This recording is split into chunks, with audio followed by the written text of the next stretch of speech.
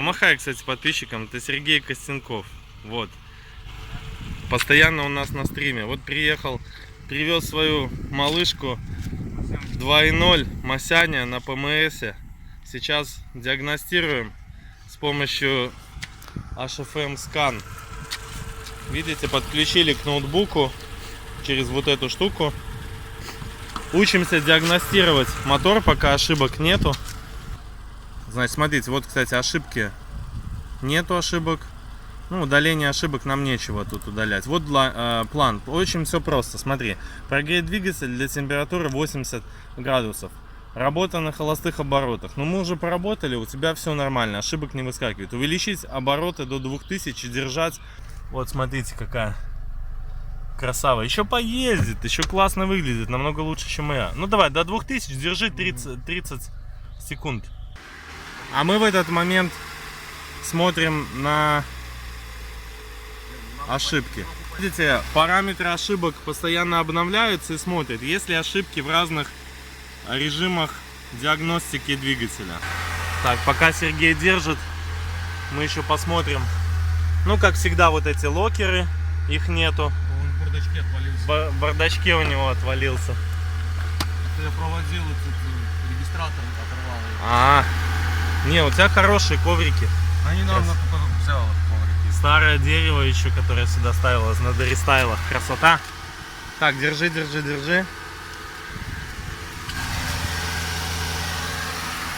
Ну все, отпускай. Пока ошибок нет.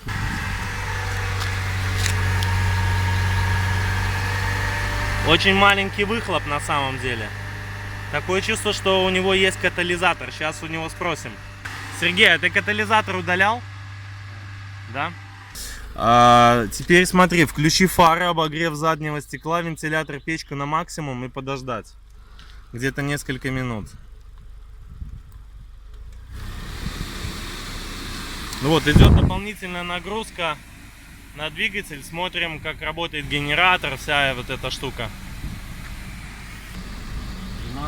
12,8, у меня где-то... 13,5. Ну не, это надо, слушай, это надо этим тестером мерить. У меня есть тестер, можно померить, да. Ну оно показывает, как бы, может быть, именно... Еще показывает, сколько ЭБУ берет на себя. Ну, короче, тут есть нюансы, надо тоже разбираться. Температура... Вот этот датчик может пиздеть. Видишь, он показывает 44 градуса, это достаточно многовато. На самом деле. Да, он может пиздеть. Это на впуск, вот этот датчик. Вот он, вот этот датчик. А ты тут проводку менял тоже, да? Да. Ну, я понял. Ну посмотри, у тебя нет ошибок. Вот, видишь, у тебя в принципе по двигателю никаких ошибок не выдает. Потому что ты делал проводку, правильно? Всю. Да. Вот. Вот человек сделал всю проводку, у него работает машина, ну, более-менее хорошо. Этот датчик, он какую-то информацию на мозги дает. И Он дает, от этого... Может бензы больше лезть.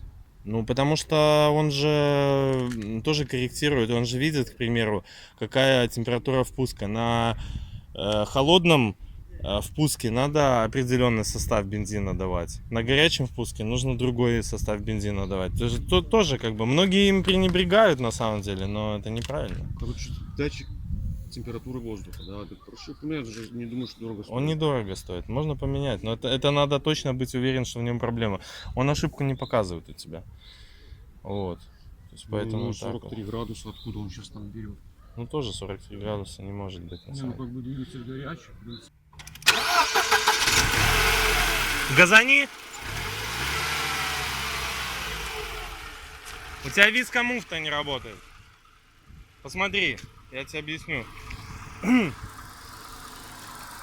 Вот это, у тебя двигатель прогретый, у тебя вискомуфта не работает. То есть она, смотри, вот эта вискомуфта, она должна при увеличении температуры, она должна очень сильно крутить быстро. Ее меняют для того, чтобы температура воздуха двигателя, чтобы двигатель корректировал температуру. Если ты не хочешь, чтобы просто двигатель перегревался, ты ее поменяй на новую. Потому что она вот так вот она должна на холодную работать. Вискомуфт это вот то, Вот. что двигатель или вентилятор самый? Вентилятор. Вентилятор. Это называется он вентилятор на вискомуфте. Он не совсем хорошо работает. Он должен быстро крутить. Он с сейчас. роликом продается или вот чисто... Там муфта такая, в ней специальная жидкость есть. При увеличении температуры жидкость расширяется и дается. Соответственно, у тебя вентилятор быстрее крутит. Понимаешь, на холодную он медленно крутит, давая двигателю пригреваться. А при увеличении температуры начинает все время быстрее крутиться. А вот эти вентиляторы, они аварийные. Вот посмотри, у тебя один даже клинит. Видишь? Смотри. Слышишь? Вот это аварийный вентилятор. Его надо было бы поменять. Если очень редко включаются. Причем включаются Это на кондиционер тоже можно. Секунд на 10-15. Вот эту штуку можно было бы проверить. Если ты не хочешь постоянно охлаждать двигатель печкой, ну то есть тебе необходимо вот это проверить. Я тоже их буду менять. Если мне поменяют качественно, хорошо, я тебе сообщу, где это можно сделать. Ну, я еще пока что... Просто эти вентиляторы у всех летят. И вискомуфта тоже надо менять. Потому что она должна, знаешь, как работать? Вот ты нажимаешь на педаль, и вискомуфта... Отсюда аж воздух просто должен... Ну, как бы, она должна настолько хорошо охлаждать, что воздух аж должен. Она там еле... А она даже не реагирует. Вот смотри, вот я нажму, вот ты посмотри на скорость вентилятора. Я нажму на педаль. Видишь, она не изменяется. Она не изменяется, она должна изменяться. Здесь она крутится от, ну, как бы, по сути, от коленвала, вот этот ролик. Коленвал быстрее начинает крутиться, а вентилятор в одной и той же скорости работает. Он должен тоже прибавлять, понимаешь? Да. А так у тебя все нормально. Если мы можем сейчас проехать, я тебе скажу, едет она или нет по отношению с моей. Сергей говорит, что у него машина плохо едет. Пристегиваться нужно или... Конечно, нужно. Конечно. Так, должен. О, у тебя даже регулировка сидений есть электрическая? Она не Или электрическая, она подкачкой, но там шланг, по-моему, оторвался, он под сиденьем валяется. Видите, тут еще хорошая Сейчас комплектация. не работает. Тут еще Ну да, комплектация неплохая. неплохая. Подъемники передние, задние. У тебя высоко сиденье, так непривычно. Ну Сейчас. там что же регулируется вверх-вниз. Посмотрим. Подвесочка как себя живет. Подвеска нормально. Вот тут у нас очень... Вполне себе. Ну да. Недавно делал, там Да, что надо было, поменял. Подвесочка еще более-менее. Еще передние пружины вот заказал, должны привезти, поменять хочу.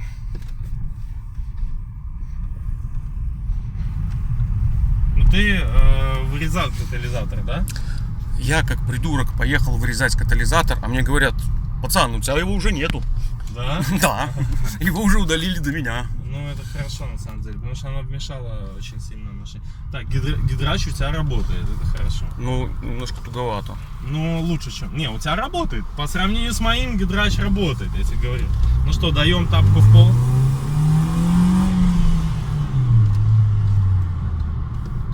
Смотрим на второй.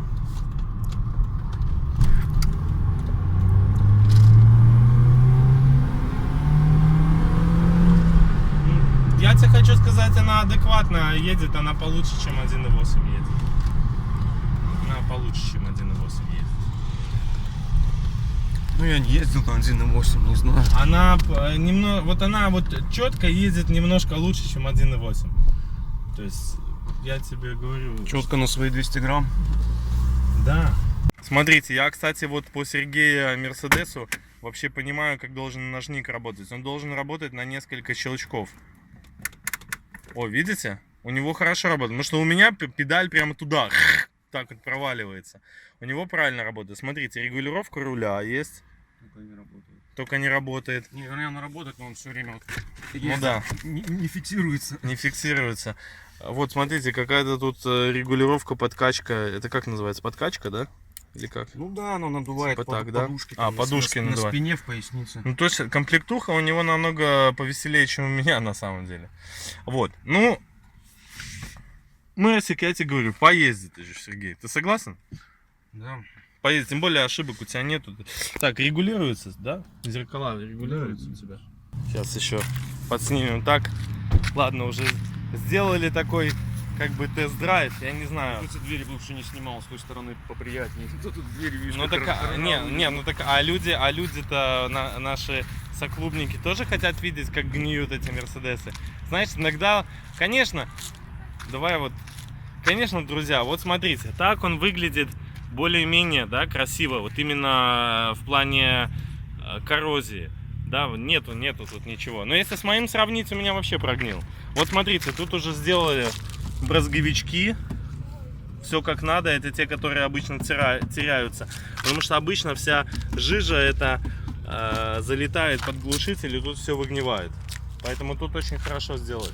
Ну вот видите, а с этой стороны тут есть коррозия. Ну никуда от этого не уйдешь. Сергей, как бы ты пытался, можно тут подкрасить что-то, но ее надо убирать. Я уже подкрашивал, вылезла. Да, это надо убирать хорошо, пескоструить, чтобы все было хорошо.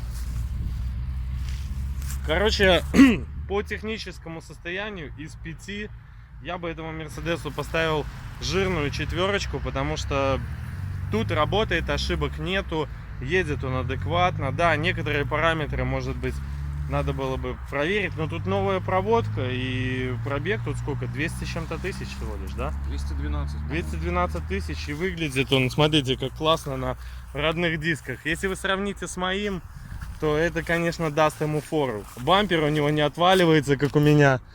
То есть... тоже висит не на всех креплениях.